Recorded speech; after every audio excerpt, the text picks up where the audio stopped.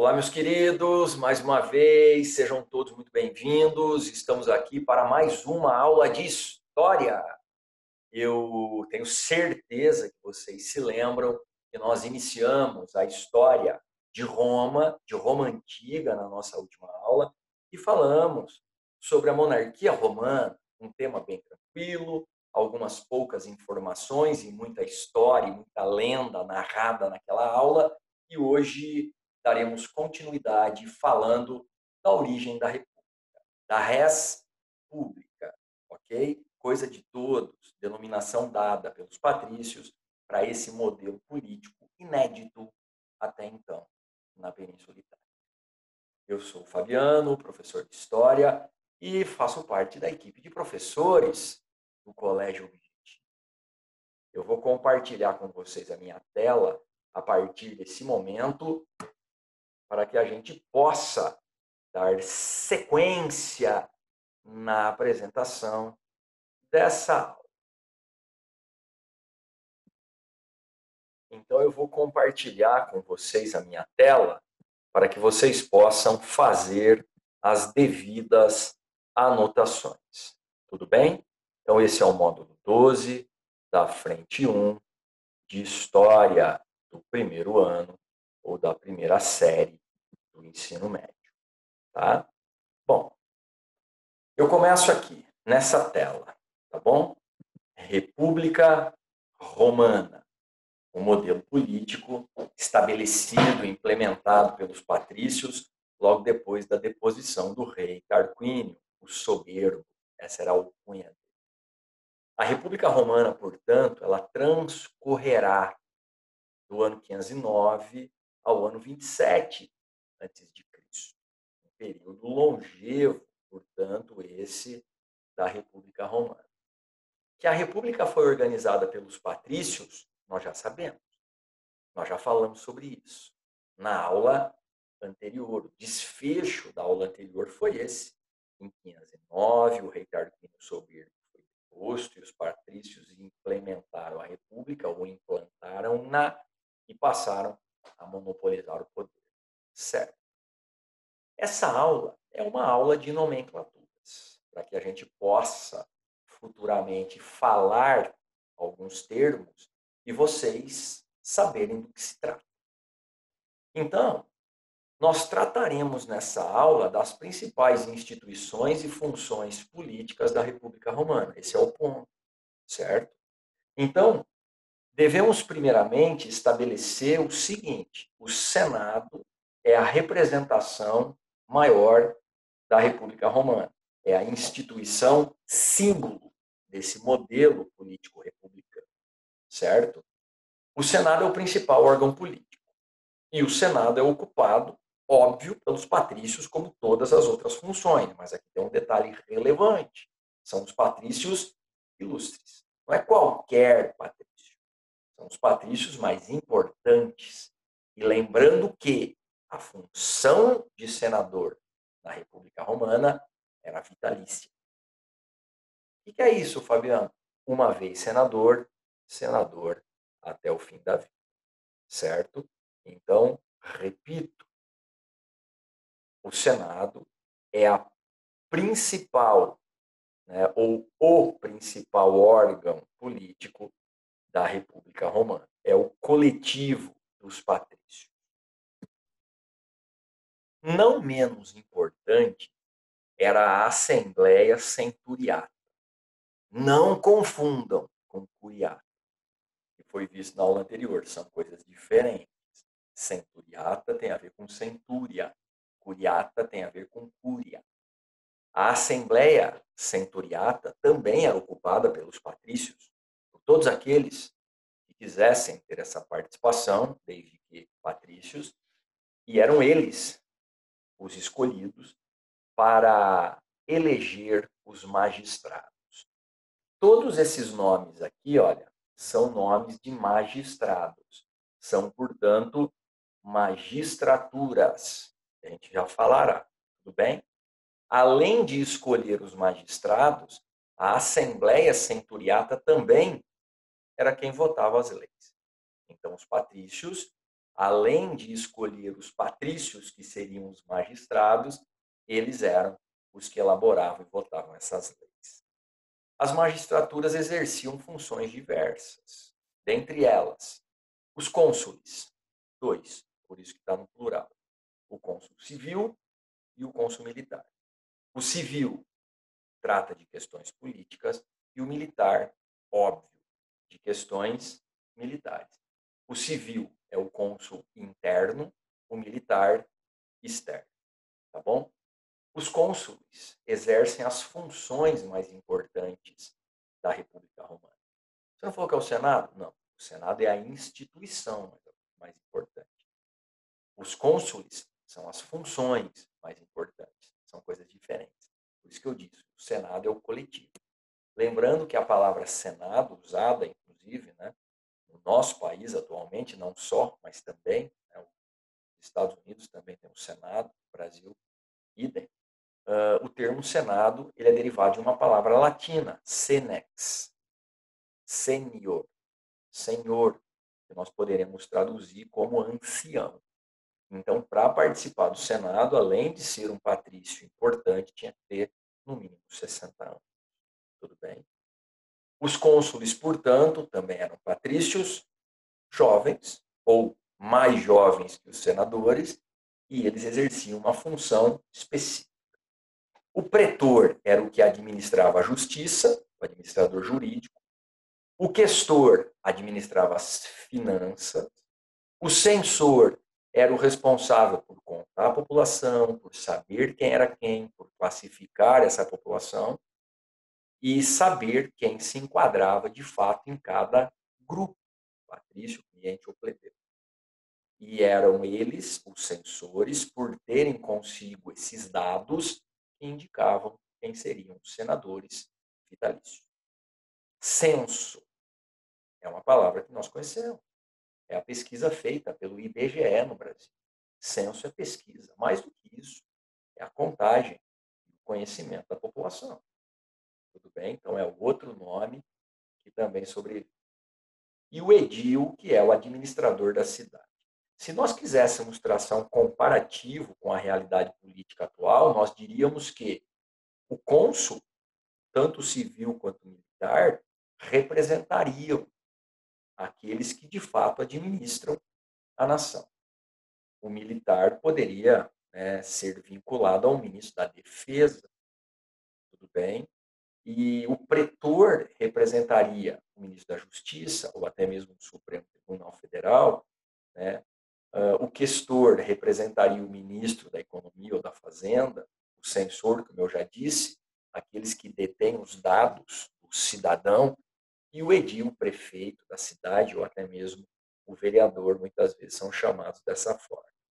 Então, meus queridos, como eu havia dito para vocês, são nomenclaturas, certo? Nomes, para que nós tomemos contato e para que eles se tornem mais familiares aos nossos ouvidos quando ouvirmos essas denominações. Bom, dito isso, eu queria falar para vocês o seguinte: o fato dos patrícios monopolizarem o poder político provoca uma reação dos grupos sociais marginalizados. Naturalmente, plebeus confrontaram os patrícios porque reivindicavam melhorias nas suas condições. E quando o grupo marginalizado se une para enfrentar o grupo minoritário que os oprime, existem dois caminhos: o confronto ou a negociação. Às vezes, o confronto, como diversos acontecimentos na história demonstram, levam à deposição do grupo que governa pelo grupo rebelde. Foi assim na Revolução Puritana na Inglaterra, foi assim na Revolução Francesa de 1789, foi assim na Revolução Russa, foi assim em inúmeros movimentos, inúmeros. E o outro caminho é a negociação. Ou é o confronto, ou é a negociação. E essa negociação depende da boa vontade de ambos, do recuo daquele que, de certa forma, governa para si, os patrícios, e também da aceitação dos plebeus das propostas feitas por esse grupo. Então, quais eram as principais reivindicações dos plebeus? Primeiro, queixavam-se dos altos impostos. O Estado, seja ele qual for, quando ele precisa aumentar receita, ele decreta o aumento de impostos. É arbitrário. O cidadão comum, quando precisa aumentar receita, ele tem que se desdobrar e exercer outras funções. O Estado não. Ele decreta o aumento de impostos. E os plebeus estavam, de fato, sofrendo com a carga tributária, e é uma das principais razões do conflito. Por quê?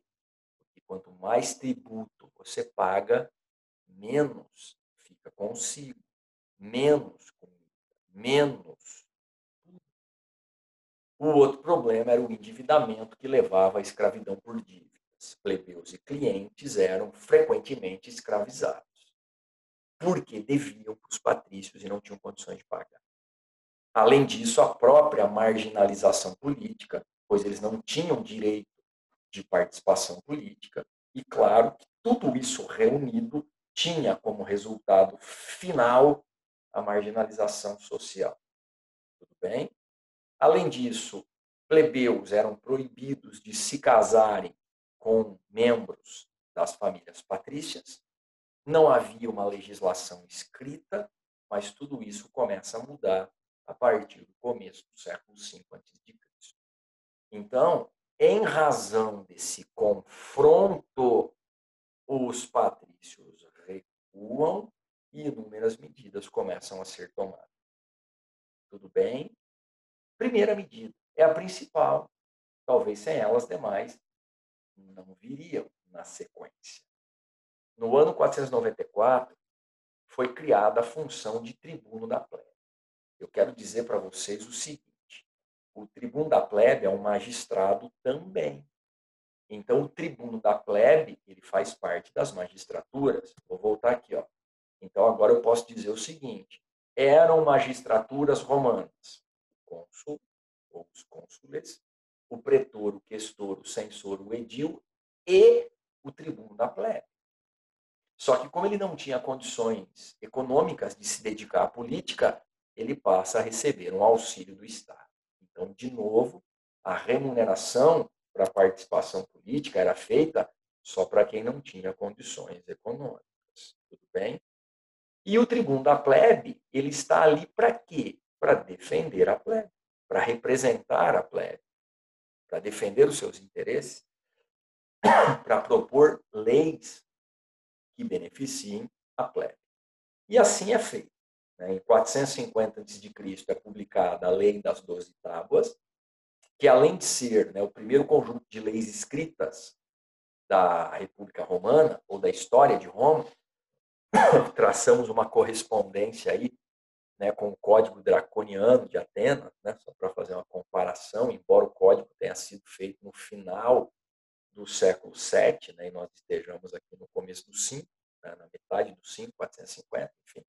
Mas há uma certa relação de contemporaneidade entre eles. Bom, além disso, além de serem as primeiras leis escritas de Roma, são também a base do direito civil ocidental. Por muito tempo, a legislação romana servia, ou serviria de inspiração para as demais legislações.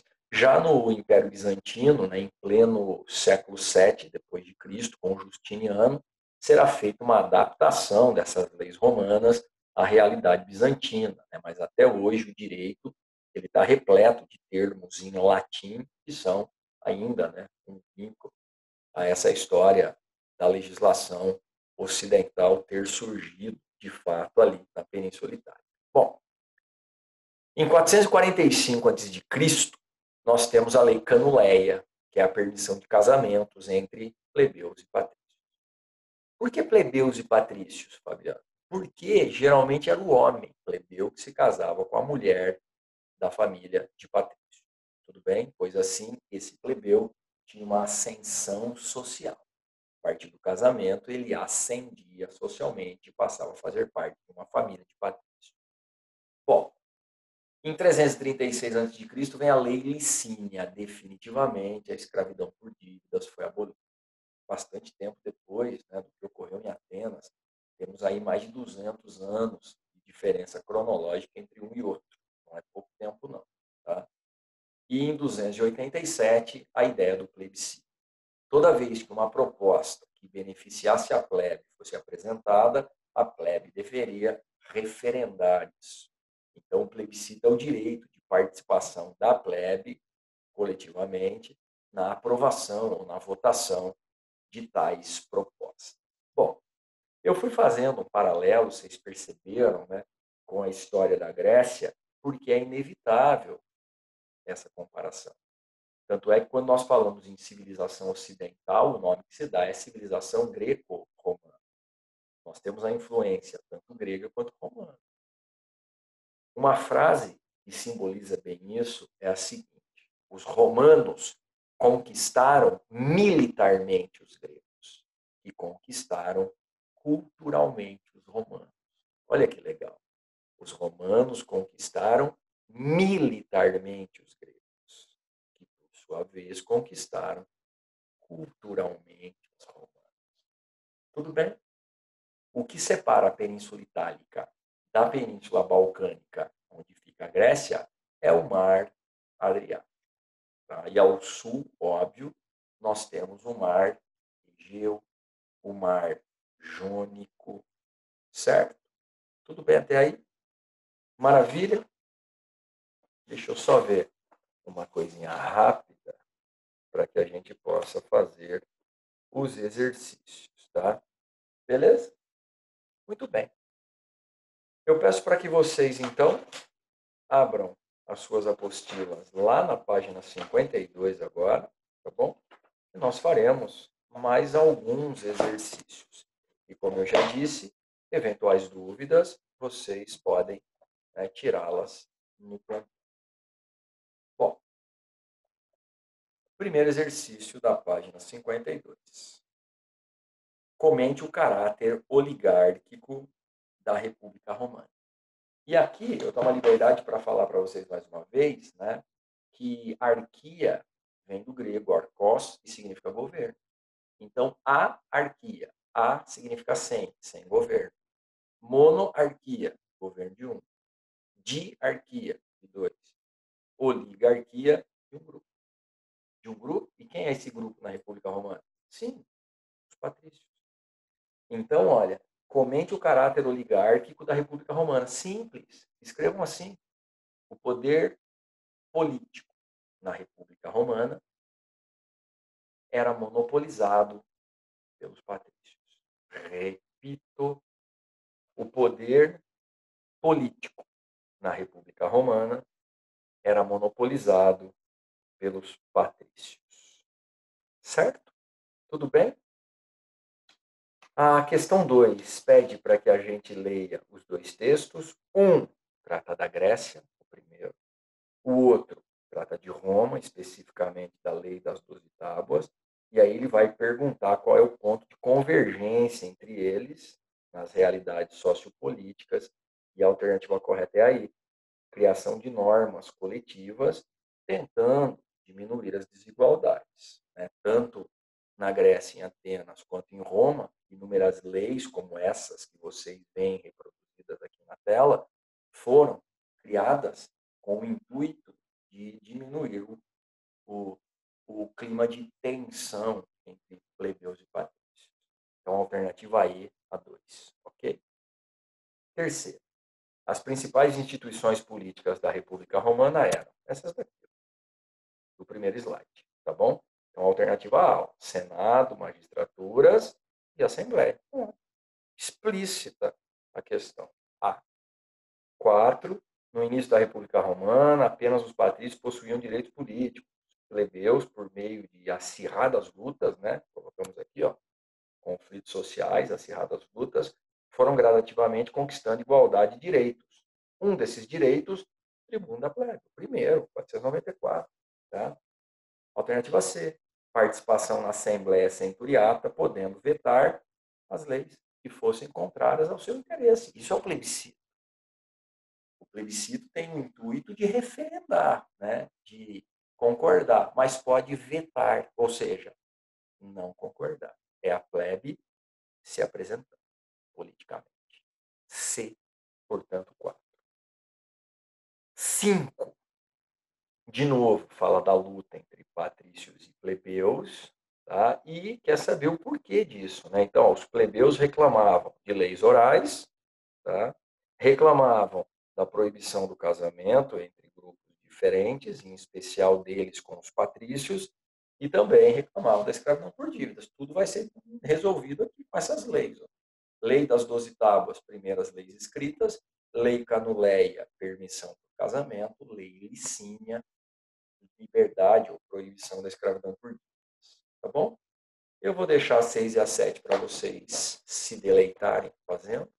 E se porventura dúvidas surgirem, já sabem, tirem-nas no plantão. Um grande abraço, foi um prazer enorme falar com vocês novamente. Espero que todos fiquem bem. Nos vemos na próxima semana. Um forte abraço.